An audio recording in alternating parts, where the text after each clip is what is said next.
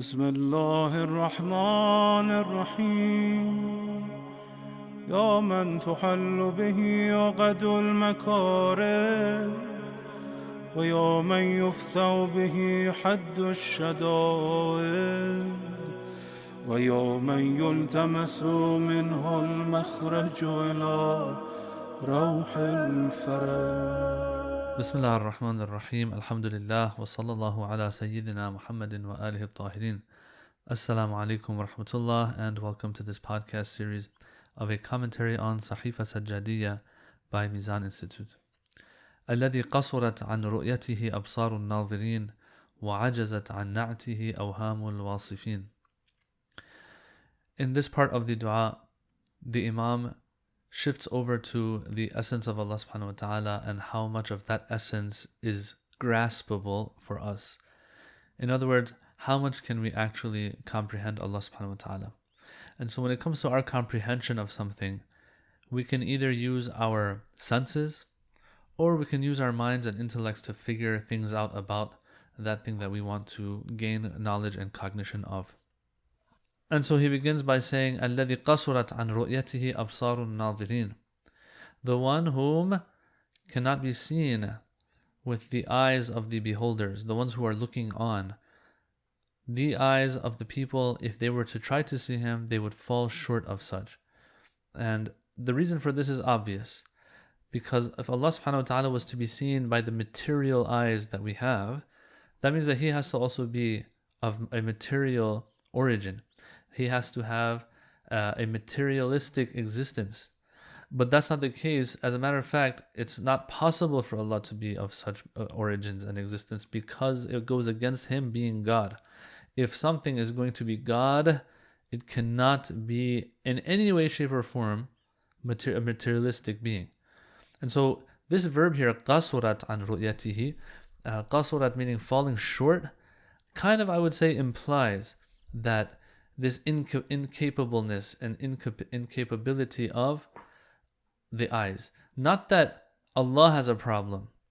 Not that Allah is too far away for us to see or too great to see and all of that. The problem is not there. The problem is with us. The eyes fall short. The eyes have a deficiency.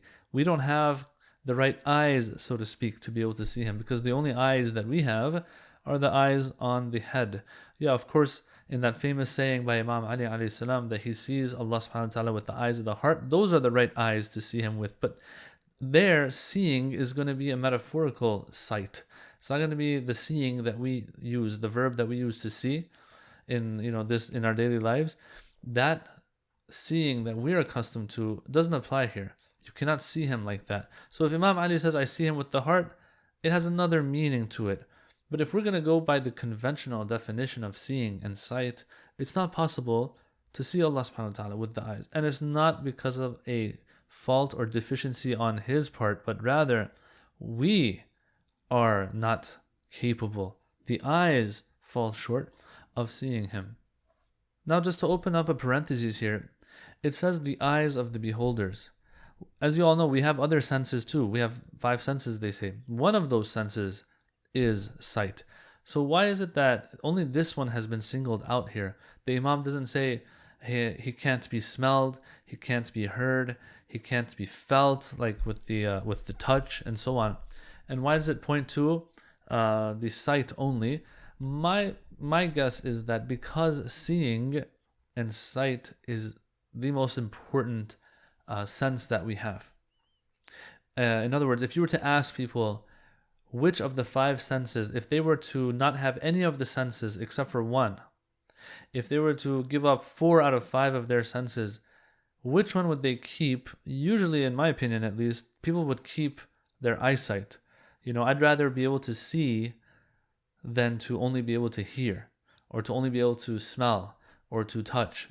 So I think that because it's the most important, the most apparent sense of the 5 senses that we have, the Imam points that one out. And you can conclude from that, okay, so if he can't be seen, then of course he can't be felt with the touch, he can't be sensed with the smell, he can't be heard, etc.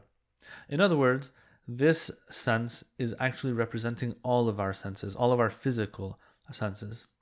وَعَجَزَتْ عَنْ نَعْتِهِ أَوْهَامُ الْوَاصِفِينَ. Alright, so there's one way we could have gotten to know God, and that was through our senses, but the Imam negates that. He puts it aside, totally dismisses it, and it says that our senses fall short of sensing Him, of seeing Him.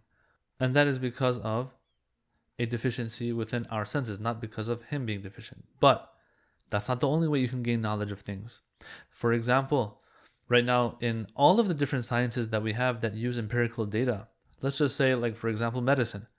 If they are running experiments on how to fight cancer and how to treat cancer, if they go do 1 case, 2 cases, 10 cases, 100 cases, 1,000 cases, there's a minimum number of cases that they will try and experiment with.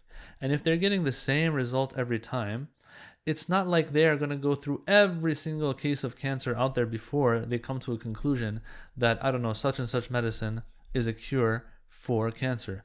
If out of 50,000 cases, 48,000 of them, let's say, turn out to be good ones when it comes to using a special medicine for treating that cancer, usually they will come to the conclusion that this is good for treating cancer. The question is, how can we jump from the empirical data, the number of cases that we've seen, to a general understanding, a general conclusion and law or rule that will apply to even cases that we've never dealt with but are similar to the cases that we did experiment with? So, for example, they'll say, hey, this medicine cures cancer, period. Excuse me? Have you tried every single and experimented every single case of cancer out there to come to such a conclusion? They'll say no. But when you look at all of the cases that we have run experiments on, and they've all had the same outcome and results, the probability of this medicine working keeps going up higher and higher and higher. Every case that comes out successful is going to add to that probability, to the point that we're convinced that all cases are going to be like the ones that we've tested. Now, this won't be a 100% type of conclusion that one can come to, 100% certainty that it's going to work, but it's a very, very, very high likeliness and probability that it will work. And that's just how things function. Anyway, the question is this: how did we jump from all these cases that we have tested? How do we jump from that to the general rule of this medicine is going to work for all the cases that are out there, even the ones that we haven't tested but are similar and identical to these cases? That is the job of the mind, brothers and sisters. The mind jumps to that conclusion, and it's a reasonable jump. And I'm not trying to sound like it's an unreasonable one. No, it's a reasonable jump up to the conclusion that this is a general rule that I can extrapolate. Okay, so sometimes you gain knowledge through your senses. Sometimes you gain knowledge, you come to conclusions, you derive rules and laws based on an intellectual process, based on what your senses have given you of data, right? So I'll give another example. You will see one elephant, it has a trunk. You'll see another elephant, has a trunk. Third elephant, fourth elephant. After hundreds of elephants that you've seen, they all have trunks. You come to the conclusion that elephants have trunks. And so if someone tells you of an elephant that's walking around in some far-off land that you've never been to, never seen, you can conclude, although you haven't seen it, conclude that okay, if it's an elephant, it's going to have a trunk. This is the job of the intellect, brothers and sisters. So sometimes we gain knowledge not through the senses, but the data that's given to us through the senses, the mind derives a law from it. Now here it says, وَعَجَزَتْ عَنْ نَعْتِهِ أَوْهَامُ الْوَاصِفِينَ. Those ones who are going to be describing Allah subhanahu wa ta'ala, yes, their minds, ajazat, are incapable of describing Him. So it's not just that the senses can't sense Him. You can't even come to conclusions regarding God when it comes to trying to understand Him completely. They fall short again. Ajazat, ajiz, means someone who's incapable. A person who's grown very old and feeble and can't really do anything anymore is referred to as ajiz or ajuz. An ajuz, woman, man or woman, is one who has reached that age where others have to take care of them. So not only are our limited senses not able to get a grasp of God, Even if we were to go beyond our senses and use that which is greater than the senses, that can gain knowledge and come to conclusions regarding things that it hasn't even seen, based on that intellectual endeavor that I talked about, even the minds and the intellects won't be able to describe him properly the way he deserves to be described. They would fall short. They're not capable of. So, all in all, brothers and sisters, when it comes to the essence of God, we might have an idea of what God is all about. We'll say he's all hearing, all knowing, all powerful, all this, all that, right? So we're not totally ignorant towards him, but at the same time, we're falling short of completely grasping and understanding him as well. So as I said, that's regarding the essence of Allah subhanahu wa ta'ala. And then the Imam continues, he says, ابتدع بقدرته الخلق ابتداعا, that Allah originated the creatures through his power with an origination. So first things first here, I want to point out that in the Arabic language, when you want to emphasize something, you will repeat the verb, but not the verb itself, but rather its infinitive. So for example, if you want to say that you really hurt somebody, you say, I slapped him, what a slapping. Or I slapped him, a slapping. This shows that, okay, this wasn't your normal slapping. It must have been like a hard slap, you know? When you want to emphasize something, you'll repeat it, but in its infinitive. So I slapped is a past tense verb. Then when you repeat it, you say a slapping. Slapping is an infinitive. Here it says ibtada'a, which is a verb, and then ibtida'a is the infinitive of it, which means to create. But there's a difference between khalq and ibtida'. Here the Imam uses the verb ibtada'a, and ibtada'a comes from the same root as the word badi' comes from. And so what is meant here by this particular root and this particular verb? It's when you create something but not with any blueprints. What you've created is unprecedented. You create something but not based off of a previous model. You come up with it yourself. You create it from scratch. To create something from scratch says a lot about you as a creator, right? Sometimes you are going to make like a piece of art and you're going to base it off of a diagram, okay, or a blueprint that you have. You're an architect. You're going to build a home. You do the drawings, but you do the drawings based on a previous model or the blueprints. You have some blueprints. Sometimes you, off the top of your head and from scratch, you are going to draw something, you're going to make something, you're going to create something. Well, of course, this is much greater than a person who's going to base what they're doing off of someone else's work or something that they've done previously. So here when the Imam, he says, ابتدع بقدرته الخلق, ibtada'a means to create, but to create from nothing, from scratch, not using something that you might have used before or done before to help you. And when the Quran says badi'us samawati wal ard, Allah is the badi' of the heavens and the earth, it means He's the creator of the heavens and the earth, but not based on a blueprint or a previous model. Okay, so creation requires power and might, especially if it's the creation of the universe. And so here it says, بِقُدْرَتِهِ الْخَلْقِ, that Allah created with His power and might. Creation, brothers and sisters, signifies the power of Allah subhanahu wa ta'ala. The fact that He created from nothing and from scratch adds to the greatness of Allah subhanahu wa ta'ala. Alright, so this is one of those attributes of Allah subhanahu wa ta'ala that have to do not with His essence now, but with His fi'l, with His action. One of those things that shows through His action how great He is. So this creation of Allah signifies the power of Allah. وَاخْتَرَعَهُمْ عَلَى مَشِيَّتِهِ اخْتِرَاعًا.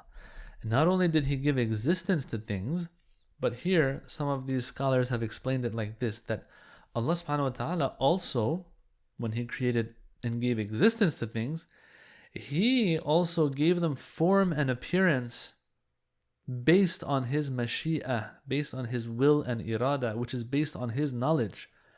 In other words, He didn't just create random things that have nothing to do with yielding any results, and that there is no purpose in creation, everything's in vain, There's no design, there's no ultimate goal that will be accomplished or achieved through a creation of things. No, things are fine-tuned and are created in a way to yield certain results. So, for example, a plant grows to become an adult plant and maybe be edible.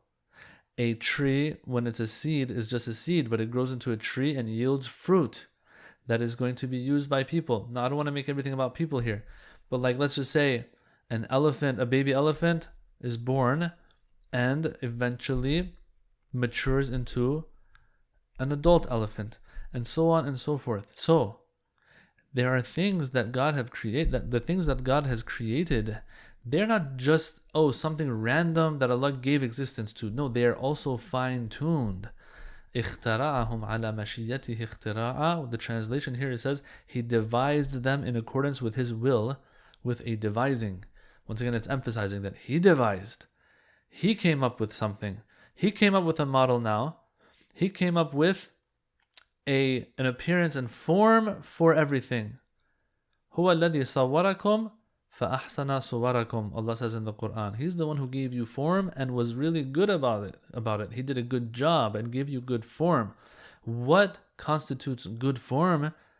It is being fine-tuned. It is having design to the extent that it's in line with your wisdom. You're after something here. You are achieving something here.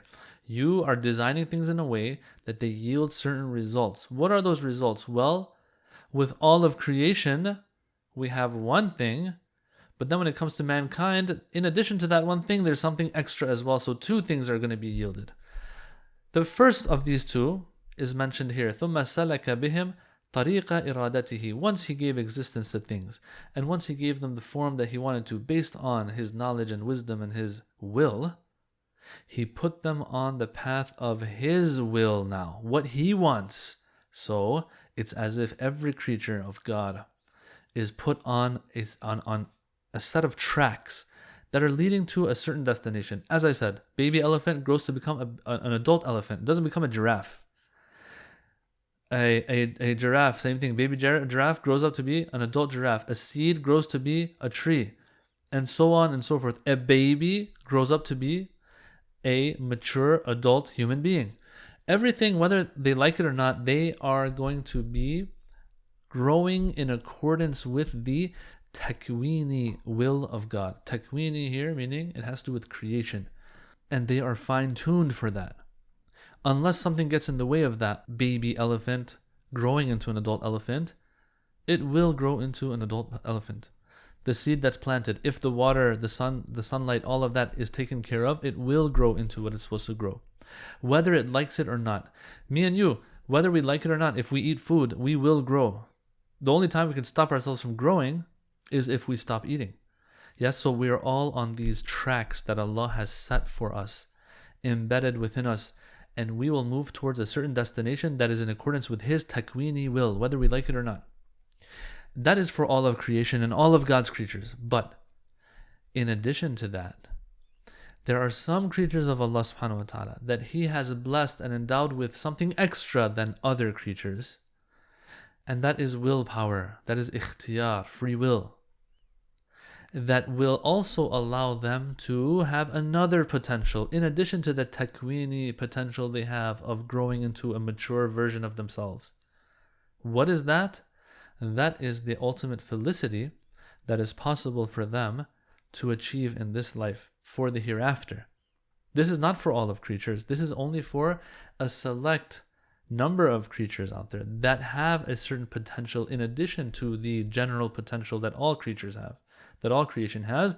And that has to do with the human being, that has to do with the jinn, and that is the potential of spiritual development, not just material takwini development, but one that is a tashri'i, they say, development.